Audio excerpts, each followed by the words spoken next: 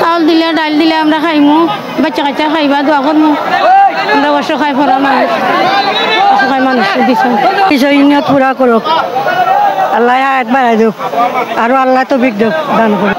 সেই সালামতে রাখতা, ভালো রাখতা, সুস্থ রাখতা, আল্লাহ আরো তৌফিক দিতা, আরো বড় করে আমরা দিতা।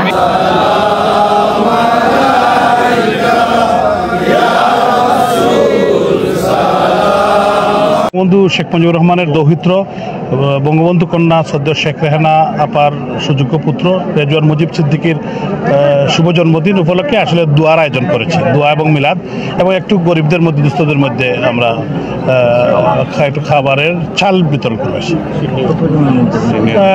আমার মনে হয় মোর দেন 1000।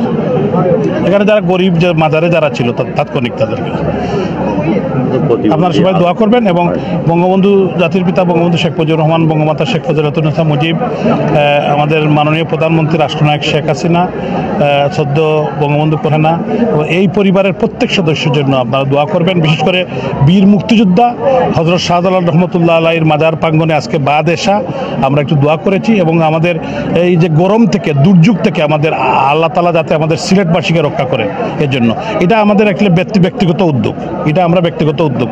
ধন্যবাদ আপনাদের সবাইকে। একটা প্রশ্ন ছিল যে সিলেটের তিন ব্রিজের এখানে রেলিং নেই, কয়েকদিন যাবত দেখা যায় রেলিং বিষয়টা খুব বিপজ্জনক, সেই বিষয়ে একটু নজর দিবেন। এটা আগে ছিল তো, যে এটা কি ভেঙে গেছে?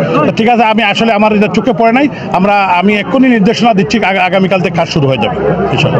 মেয়র সাহেব আমাদেরকে সাহায্য করতেছে, এটাই আল্লাহ পাক রব্বুল আলামিনের কাছে ওলির দরবারে আমরা কই যে আল্লাহ আপনার রুহের মাগফিরাত কামনা করুক, আল্লাহ যেন আপনার সুখ শান্তি রাখে, এইটাই আল্লাহর কাছে দোয়া করি।